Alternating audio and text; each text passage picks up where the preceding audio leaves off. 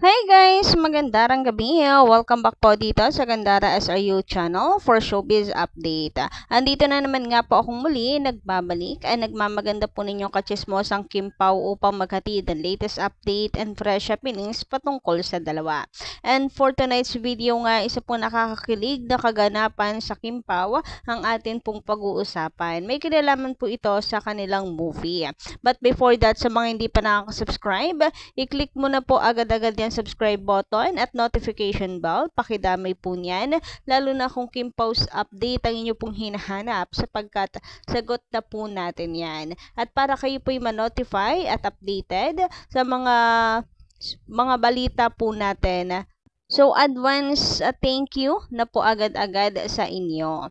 Anyway, eto na nga, simulan na po natin ang ating balitaan at may kinalaman nga po ito sa movie ng Kim Pao. So, mula po nung first day of taping po ng Kim Pao ay sunod-sunod na po yung ating update sa movie nila. Well, ano lang naman to, mga stolen shots ng Kim Pao, so hindi pa rin siya spoiler kasi nangangapa pa rin naman po tayo. Hindi pa rin naman po natin alam kung ano yung kwento. And normal naman po ito sa mga fans, 'di ba, na manghula kung paano tatakbo yung istorya ng dalawa. Nag-i-imagine na nga eh. Kaya para po sa mga nagnenega, wag na lang po natin napansinin. Kasi sabi nila spoiler daw. May nagsasabi ng pinangungunahan daw ang Kim Pao, yung Star Magic, etc. Wala naman pong nilalabas na scene, 'di ba? Kita lang na dumating po sa taping yung Kim Pao. Dumating sa set para sa gayon ipaalam lamang po na nagsisimula na talaga ang taping nila. At wala naman pong masama doon. Actually, mas lalo pa nga pong nai-excite ang mga fans. Anyway, speaking of ano pala movie ng Kim Pao, so, nabasa ko po yung mga comments nyo na kung saan, sana daw wala pong mga wild bed scene, ganyan, dahil isasama po nila ang mga kiddos nila sa panonood po ng sine. So, malaman po natin yan paglabas po ng trailer. Sa ngayon, di pa po kasi natin alam. Di nga po natin alam kung paano po tatakbo yung istorya, kung ano yung istorya, kung anong nito, genre, kung rom-com, heavy drama, horror. So, hindi pa po natin alam, kaya hindi ko rin po kayo masasagot. So, malaman po natin sa mga susunod pong balita natin sa movie po ng Kim Pao. Kapag lumabas na rin po yung trailer, magkaka-idea na rin po tayo. So, kapag nakita nyo at nalaman nyo na hindi po pwede sa inyong mga minor, tayo na po ang mag-adjust.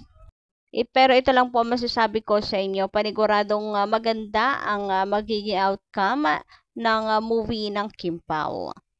Syempre, Paolo Avellino and Kim Chiu yan mga superstar na po yan. Napakahuhusay ng mga gaganap. Anyway, about naman po dito sa picture na nakikita po ninyo sa inyong mga screen, maraming nagsasabi na ito po ay sa movie, taping po ng movie ng Kim Pao. And kung mapapansin nyo nga rin po, parang ginabi na nga po daw dito ang Kim Pao. Kaya raw siguro pinasuot ni Papi Paolo yung coat niya kay Kimi. Kasi makikita nyo dito wala pong coat. Itong si Paolo. Tapos itong nasa harapan po niya. Yan po si Kimi yung naka-black na nakatalikod. Kasi syempre mahamog na, nag-aalala itong si Pao. Di ba nga nung nakaraan malat daw po ang boses ni Kim Chiu. So palagay nila may sipon si Kimi. And dahil mahamog na, and panigurado medyo malamig na rin po. Kaya todo care naman itong si Papi Paolo kay Kim Chiu. O diba, napaka-sweet nga naman talagang tunay. Samantala, natawa naman ako dito sa komento ng mga fans about dito sa pictures ni Paolo Avellino. Kasi kung mapapansin nyo, si Papi Paolo, different look po dito. So, dito sa isa, balbasarado siya. Dito naman sa isa ay malinis. So, sa umaga daw ay tigasin. Sa gabi, amoy baby powder. Grabe nga yun. So, medyo mapapaisip ka din talaga sa role nitong si Papi Paolo. Mukhang interesting po talaga. And si Kimi kaya, ano po kaya ang ano niya dito, character? Nako, talaga naman hanggang po sa movie ng Kim Pao, overthink malala pa rin po tayo. Samantala, eto naman at meron tayong nakita no sa Facebook na photos po ni Kim Chiu and Papi Paulo. Sabi nila dito, ang ganda ni Kimi, pero mas maganda daw pala ang girl version ni Papi Paulo. Grabe nga yun, laro talaga no?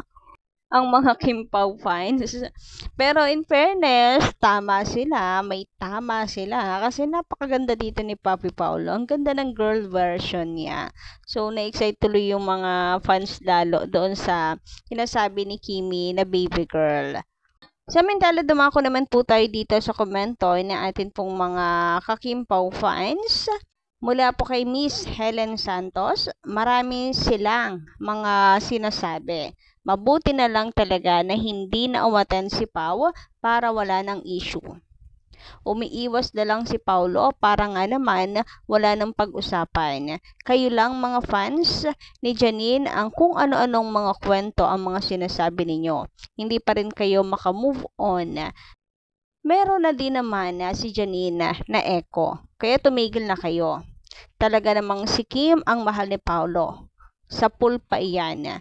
Ngayon lang natuloy ang pagmamahalan nila talaga. Sila ang forever. So matagal na nga po talaga yung kung ang atin nga daw pong pagbabasehan ay ang interview ni Paulo Avellino ay noon pa daw talaga na gusto ni Paulo si Kim Chiu. Si Janine ay pumasok lang siya sa buhay ni Paulo nung magkatambal po sila, pero si Paulo hindi pa man sila nagkakatambal, ni Kimi ay talagang gusto na niya ito. Samantala, mula po kay Miss Zenaida Pusolero, magandang gabi and shout out. Best thing Pao to do that no attend. This made the girl. Pinaghandaan yata ng pag-ayos, bokya naman. Buti nga sa you, girl. Yung itsura daw po kasi sa video ni Janine na ba nagsasalita si Pao ay parang dismayado na VTR lang at hindi ito umattend. Kayo ba guys, ano po ang basa ninyo dito? Doon sa reaction ni Janine Gutierrez habang siya po ay nanonood ng VTR ni Paulo Avellino. Watching Paulo Avellino's speech at pasasalamat nga po sa Gawad Pasado Award. So, nariyan po, inikot po kasi sa kanya yung camera. Ano po ang basa ninyo dito sa kanyang reaction? Pa-comment ka lang po sa baba and don't forget to click the subscribe button and the notification bell for more updates. Maraming salamat.